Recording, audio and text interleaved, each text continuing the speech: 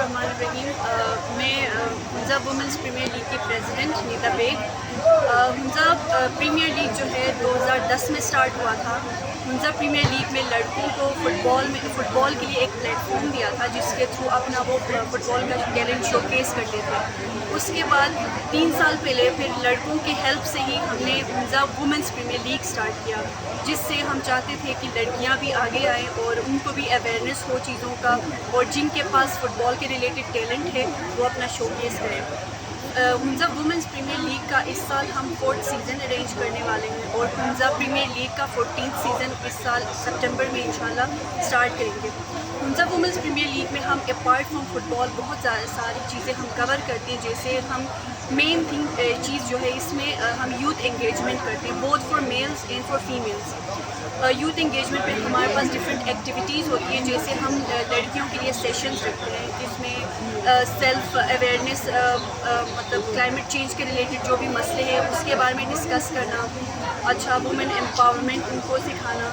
उसके अलावा हमारे पास पूरे गिलगित बल्तिस्तान से टीम्स आती हैं लड़कियों की। लास्ट सीज़न में हमारे पास 10 टीम्स आई थी, जिसमें अपर हुंजा, लोअर हुंजा, रेजर और सेंट्रल हुंजा से टीम्स थी। उनके लिए हमने सेशंस अरेंज की थी with the help of AKRSP। हमने अपर, लोअर और सेंट्रल हुंजा में सेशंस रखे थे, उसमें सेल्फ डिफेंस कैसे करना है और इस तरह के टॉपिक्स हमने कवर किए थे क्लाइमेट चेंज के रिलेटेड। हमारा जो है हर सीज़न में एक थीम होता है, जैसे लास्ट ईयर हमारा सेल्फ डिफेंस का मेन मोटिव था, उससे पहले सीज़न में क्लाइमेट चेंज का था।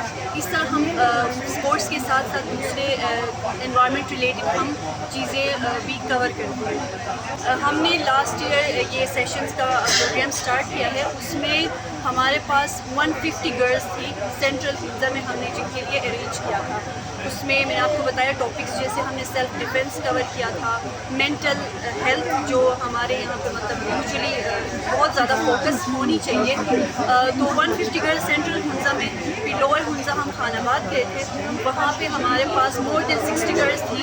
अपर हुंजा हमने खैबर में अरेंज किया था, उसमें भी हमारे पास 80 गर्ल्स आई थी थ्रू आउट गुलमित से। तो इस तरह से हम ये चीज़ें भी साथ साथ कवर करते हैं। इससे मतलब एक ये फ़ायदा हुआ है कि जो नई लड़कियाँ यंग गर्ल्स उनके लिए स्पोर्ट्स रिलेटेड जो स्कॉलरशिप्स हैं वो ईज़िली फंड कर सकती हैं, और इस प्लेटफॉर्म के थ्रू काफ़ी उनको रिकग्निशन मिलती है और नेशनल लेवल पे भी काफ़ी प्लेयर्स खेल चुके हैं। इस साल हमारे पास ऑलमोस्ट 10 प्लेयर्स थी जिन्होंने ग्लोबल इनकाउंटर्स फेस्टिवल में खेला है। वो पहले हमारे पास मतलब HPL के थ्रू, HWPL के थ्रू खेलती रही है। इसमें बॉयज़ भी हैं और गर्ल्स भी हैं, दोनों काफ़ी ज़्यादा उनको स्कॉलरशिप्स भी मिली है हमारे प्लेटफॉर्म के थ्रू, और ग्लोबल इनकाउंटर्स नेशनल लेवल तक उन्होंने मतलब पार्टिसिपेट किया।